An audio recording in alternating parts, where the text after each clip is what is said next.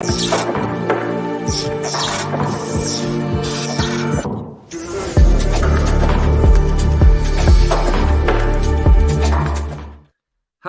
and welcome to Up the Villa podcast. If you are new to our channel, subscribe, drop this video a like and get involved in the comment section down below. We're back talking about Aston Villa. Finally, I did a little transfer video earlier.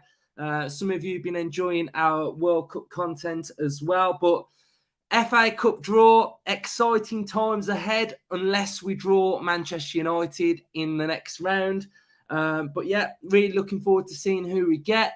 Villa are in action on Wednesday, and then we're in action in Abu Dhabi, and then Villarreal. So it's starting to get a little bit closer to when we get to see Aston Villa play again. Some interesting numbers for the draw. Aston Villa are number 3. Birmingham City are number 4. Chelsea 12. Liverpool 21. Man City 23, United 24. I've put those ones down because, you know, it's Aston Villa, so we're obviously going to draw one of those.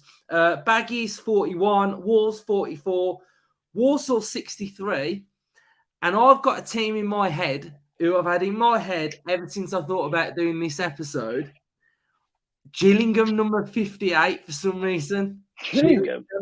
No reason to that. I was expecting you to say. I do not know why, but I've just thought Gillingham, right? So it is FA Cup. So we'll start off with our FA Cup memories then.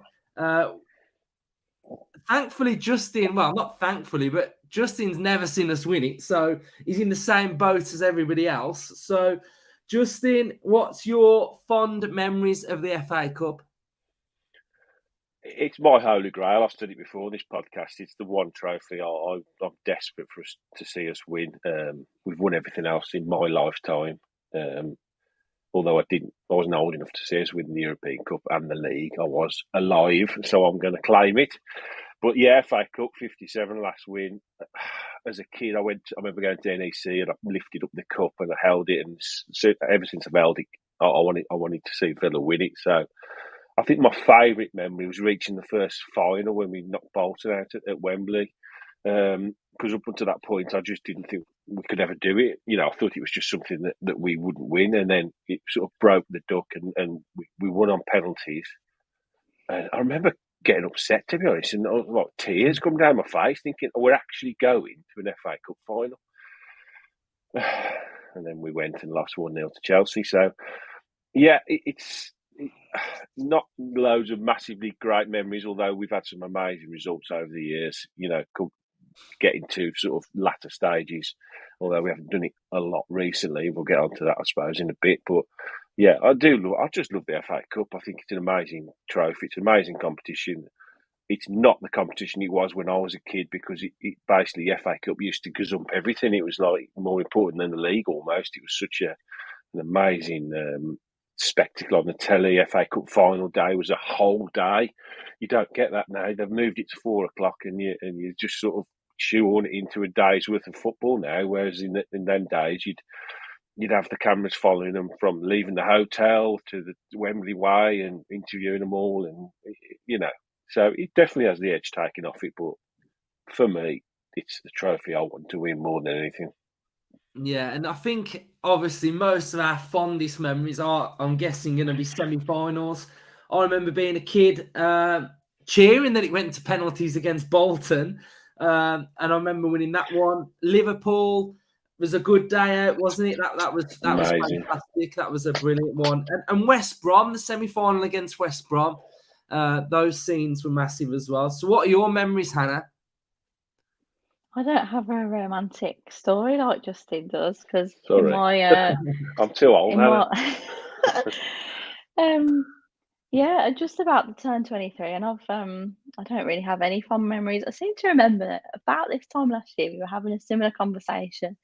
We were just about to draw Manchester United, and we were going over our memories, and I referenced the Liverpool game because pretty much the only one in my recent memory that has any sort of fondness around it. And I remember referencing the Jack Grealish assist and him coming on and that being really exciting because I looked at him and was like, he was like in my brother's year at school, not the same school, but like they were the same age, and I thought, wow, that's like someone like my brother, also called Jack, who is out there playing for my football team. So I thought that was brilliant at the time. And to get that win against Liverpool, from memory, I should have done more revision, but I think Coutinho scored in that game, so it's sort of full circle. But it obviously didn't end very well after that, as it often does with Villa and when you reach a final. But I'm just waiting for that day where I can start building some of these positive memories that so many other Villa fans have, because I've got very few to choose from at the minute. It's a bit depressing, and you just want those bragging rights, don't you? That's half of what the cup's about. Yes, the glory, but you want the bragging rights. You want to draw against, a local team, or you just want to get that result where you think, yeah, we've really shown up and proved ourselves on a big stage here, because the FA Cup is watched by so many people. It's far bigger than the people who just watch Premier League teams. It's every club has a chance to do something. So to perform on that stage would be so special, and I'm just waiting for it to happen. So hopefully this is going to be the year. Well, we know Emery's maps the path to the final on that clipboard that he came out with at Bodymore Heath. It's got a vibe. If we can get off, I think in this tournament now, if we can get a few little cheeky lower league up, when like Man City always draw like Colchester at home and stuff, like, we just need to get a couple of them. Gillingham at home, I'm telling you, 58, Gillingham at If home. that happens now, I'll be on. We'll all be watching this back like something was going on here. The FA will be looking into it. Rigged. Right, cool. So, in the chat then, everybody, who are we going to get? Type who you think we're going to get, and we'll put them on the screens for you now. Justin, are you looking forward to Villa v Cardiff? Peter Whittingham's. This is like charity match, isn't it? So Yeah, it'll be a great occasion. A lot of money will be raised for that as well. I think it's for the foundation. But it'll just be nice to see Villa back in action, won't it? Yeah, it'd be good. I'm glad that they've used this break to do something like this, because he means a lot to both sets of fans, doesn't he? And it was such a gut-wrenching thing that's happened. So yeah, it's terrible. So hopefully there'll be a load of people turn up and they can raise loads of money for charity and do some good with that money. I know the foundation do fantastic work, so hopefully people that are going or can just give money in any way they can. I'll give some money to it as well. So yeah, it'd be good, and and get some minutes in the legs, if you like, some of the players that haven't played a lot. So it'll be good to start ramping up, getting ready for the restart. So this is the start of that, isn't it? Yeah, definitely. Stato's put a nice positive stat out for us. I don't want to be a bad omen, but Aston Villa have lost their last 6 FA Cup third round ties. Spurs, Peterborough, Swansea, Fulham, Liverpool, we played the kids, and Manchester United last year. So yeah, I've done third some round. stats. I've done some stats. As well.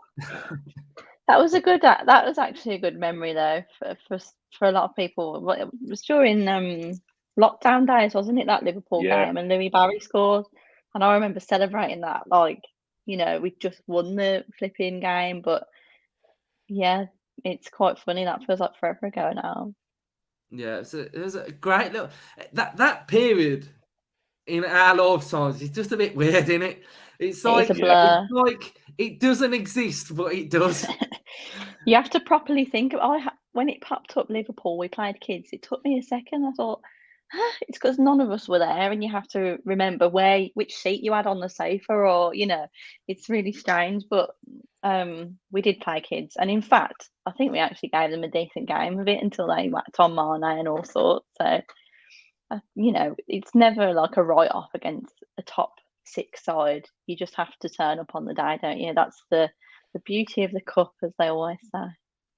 Yeah, and it will be heavily congested fixtures around that time when it all kicks off again. So the draw's probably going to start in about 5 minutes. But Justin, are you enjoying the World Cup? Has there been any players that you've looked at and thought they're decent? I have. I've quite enjoyed it. I think today's been magnificent. The 2 games this morning were brilliant games. Is it the young lad that plays for Germany? I didn't know a lot about him. Musiala. Musiala, yeah. I know a lot of people raving about him, and then last night I watched it. And I thought he was fantastic. Him and Gavi and Pedri. When you think we're going to be saying goodbye to a lot of the sort of world's best players, aren't we? At the end of this tournament, not going to see another World Cup Ronaldo, Messi, Bale, Modric. You're not going to see these players again, but when you look at the players that are coming through, the Bellinghams, the Pedris, Musialas, there's a conveyor belt of top talent, and this is what the World Cup's all about, isn't it? Giving them a platform to go and show it on the biggest stage of all. So yeah, it's just starting to ramp up now. We're getting to the third set of group games as well, so which effectively becomes knockout football, doesn't it? So that's when it really starts getting interesting.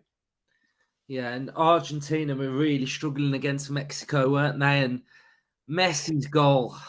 I mean, that touch to just set it. I think the touch made the goal, didn't it? Because he kind of he didn't get a clean contact on it, but it was just that touch to open it all up. And fantastic. Just a phenomenon. Yeah, and I've watched Brazil earlier, and they're just I think they were great.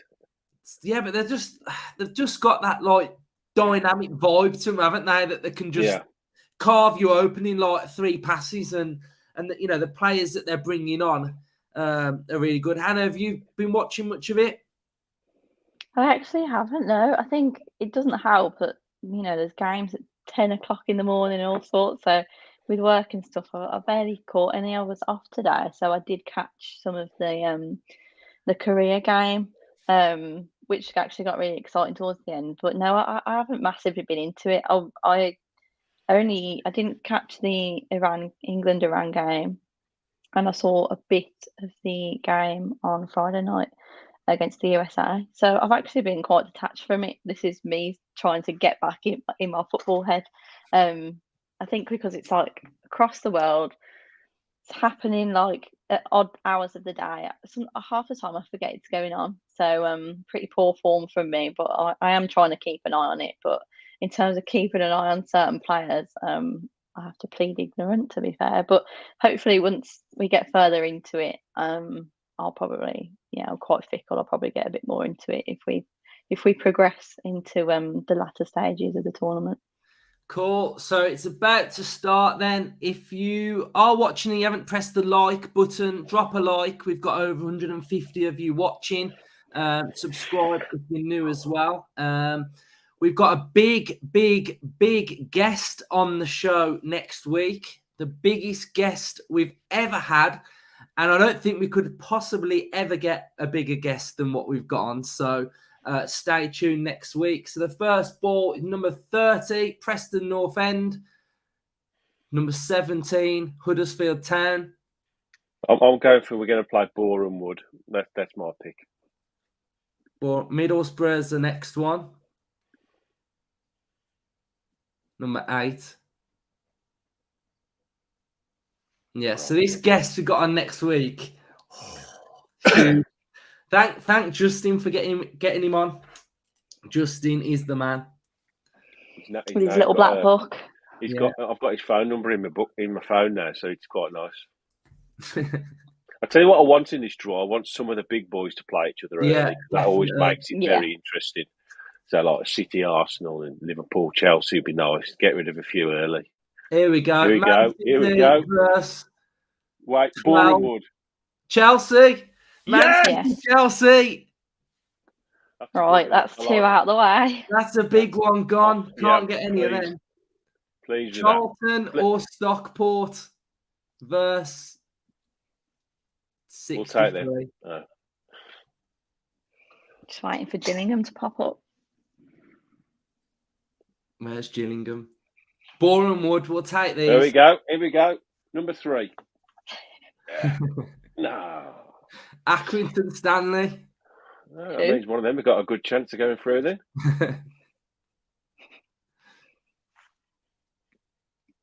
They are exciting, though, aren't they? These draws, I love Yeah, them. they are. Tottenham Oh, go on, versus get another big club. Get Arsenal. 52. What number is that? Who is that? Portsmouth. I'm relying on watching your guys' expression because I ain't got it up in front of me. Are you not watching it, Hannah? No, because the telly's like back there, so Okay. I'm massively Derby relying on Barnsley, you that's guys. the next one.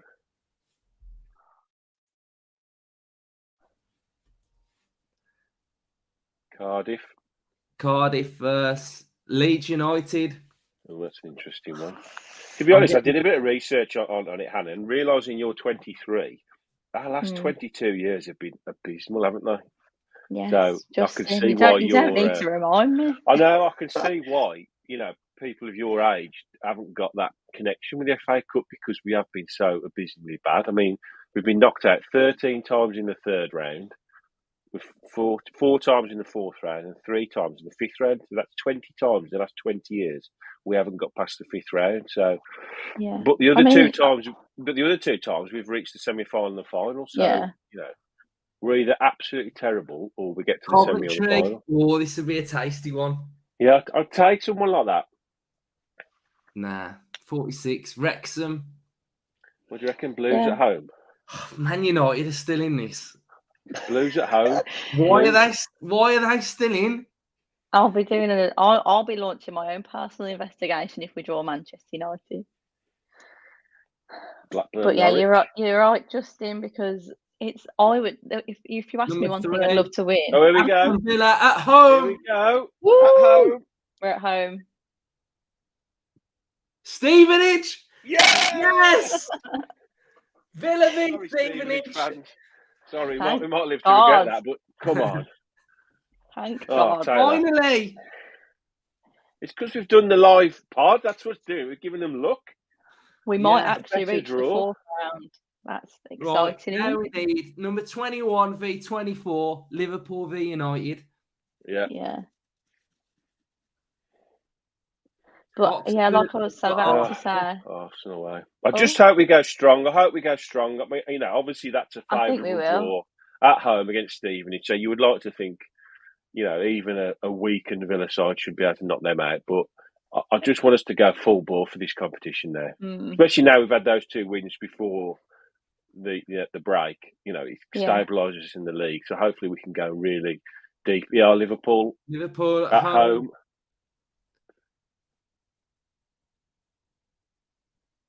Wolves.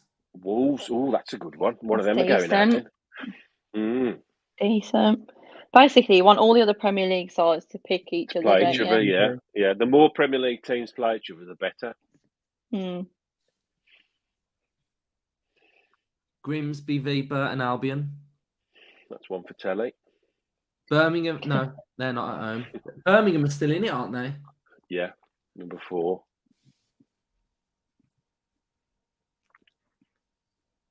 Blackpool Forest.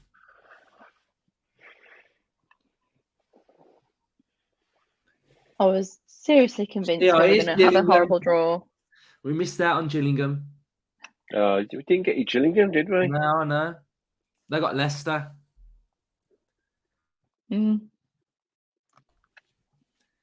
Forest Green Rovers at home. I'll watch them on I'd Sunday. like these to get a big one. 4 Blues. They got Blues. That's it. Blues easy win for them then. Yeah. Go on, Forest Green. Up the Forest Green. That's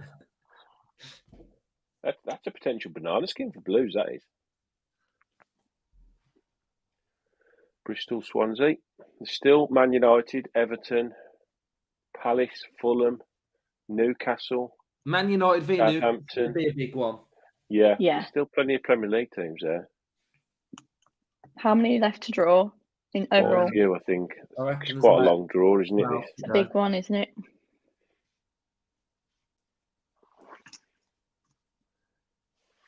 What league is Stevenage in? League 2? League 2, I think. Are they? League 2, yeah. I'll double check. They are second in League 2, so they're having a good season. Here we go. they're having a very good season, so they'll come to Villa confident, nothing to lose. Same league as Gillingham, Luke. So you know, weren't too nearly. far off. Yeah, Gillingham was second bottom. Southampton, that's a pretty big one. Did you say Palace, Southampton? Yeah. Man City, Chelsea's the big one, isn't it, so far? Stato has gave us another stat. That's a juicy one. That's a juicy stat. He believes that this is the first time Aston Villa have met Stevenage in any competition in our history. Lovely work, that. Lovely work. Yeah, fast on the ball. And he's got a new logo as well. Yeah, I did like that. I saw that. Love his new logo. I would There's not love many to teams know left now. how you get those stats like that quickly. How about Everton, Man United? They're still not come out yet. Oh, no, Man United. Yeah, Man United. Oh, we are Man United at home. Come on, Everton. 15. Yes, 15. Yes, 15. What? As if? Man United, Everton. That's another good draw. We're doing well here, you know. That's another Premier League team gone. We're actually doing well here to get some of these out of the way. Love Everton to knock them out. Yes, there has been quite a few Premier League ties, hasn't there, really? Yeah, I'll have to double check that when they put it on the screen, but I think there's at least 4, I think, off the top of my head.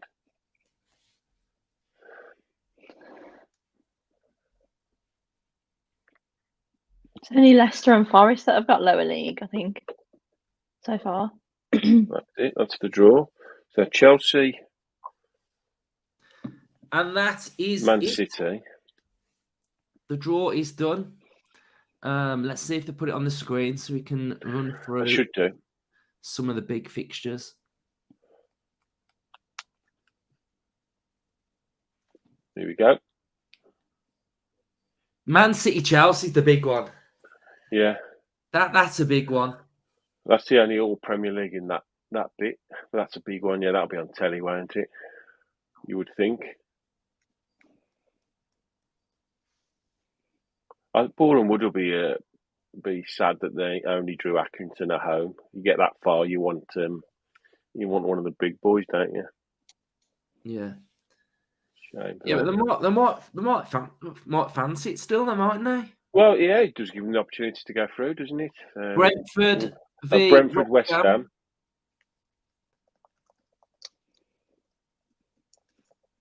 That's the only one on that page, isn't it? Liverpool Wolves, yeah.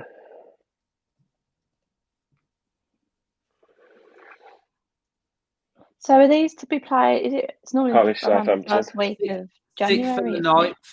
Yeah. 6th and the 9th. Palace, It's not Southampton. that far away now. Oh, United, Everton. So there's 1, 2, 3, 4, 5 all Premier League games, which is brilliant. Buzz in, we'll smash Stevenage then. So everyone, cheers for sticking with us, watching the draw. It's been fun. A little topic. I thought it was, we may have to have a little bit of a general football topic to sort of end the show on. Mike Beale going to Rangers. What a weird thing. I can't really get my head around it, really. And He's made himself look silly. I'll sort of tell you why my vibe is, because I feel like some of these young up-and-coming managers, obviously they're like back themselves, don't they? So he'll back himself to manage any club that he feels like he could walk into. He'd probably say he could transform them, coach them, whatever. But I feel like you've got to learn your trade a little bit. Management, you can go on in management for like years, can't you?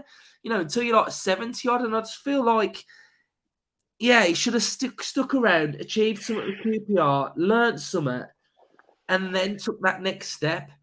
Justin, what's your vibe? Yes, I think it's very odd on quite a few levels. I mean, he's obviously gone back where he had success with Gerrard, but it was only 4 weeks ago he was coming out after being approached by Wolves, basically saying that he can't believe the opportunity to go at QPR. and he wasn't going to leave. You know, he wanted to do his apprenticeship, if you like, at QPR. But it's odd that at that point they were absolutely flying, top of the league.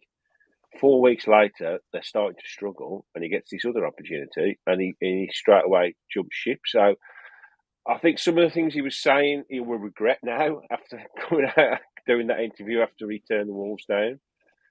I find it a very odd one. I mean, everybody keeps saying what a good coach he is, and yes, QPR did have a good start to the season, but they have dropped off quite a lot recently. And if I'm quite honest, were we that good when he was coaching? No. Did things dramatically improve when he left? No.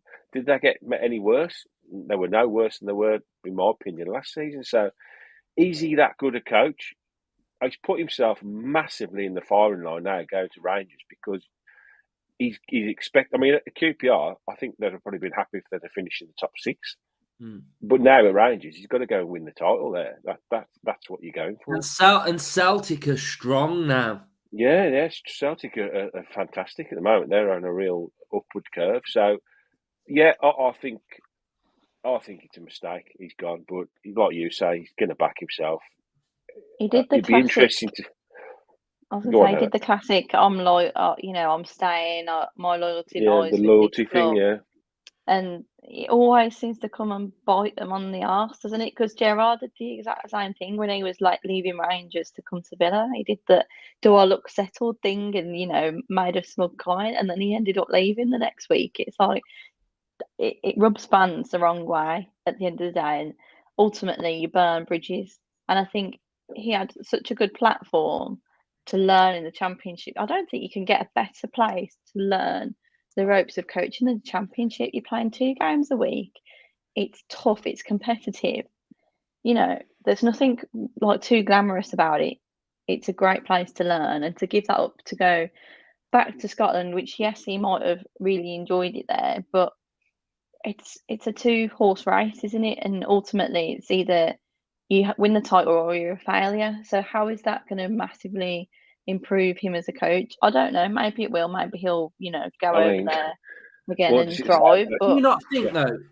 Is his stock not bigger if he got QPR promoted, or he won the league in Scotland with Rangers? I'd say getting QPR top 6 playoffs in the Premier League is way bigger than winning that at Rangers. Surely, I think I can see why he's gone to Rangers. Because he's had, like he said, he probably knows everybody there still. It hasn't been that long since they left, has it? So he's walking back into an environment he knows all about. There's lots of players there that were there when he was there. So I can see the pull of going there. I just think how he conducted himself after the Wolves approach, it's totally backfired on him. I think a lot of these people, they should just say nothing. They were approached. Whoever turned it down, they didn't even have to say that he turned him down. That he just wasn't going to Wolves. So when this other opportunity comes up, then he can happily take it without looking like a bit of a pillock. But what does it say about Gerrard now? I mean, you got Gerrard who's out of work. They could have approached him, took him back there tomorrow. He was the manager that brought him back to success, and they've rather paid over £1 million apparently in compensation to take his assistant to Rangers. So what does that say? And where does that leave Steven Gerrard's coaching career? Yeah. Very, very strange. It's mad. Right, so schedule for the pod this week then. We have a live watch-along for England v Wales tomorrow evening. And then we'll be doing a couple more watch-alongs this week as the World Cup progresses. We'll probably touch on Villa v Cardiff, and then we'll also bring you our special guest next week, which I'm really excited about. So thanks for supporting the channel. Thanks for watching tonight. And up the Villa. Up the Villa. Hello.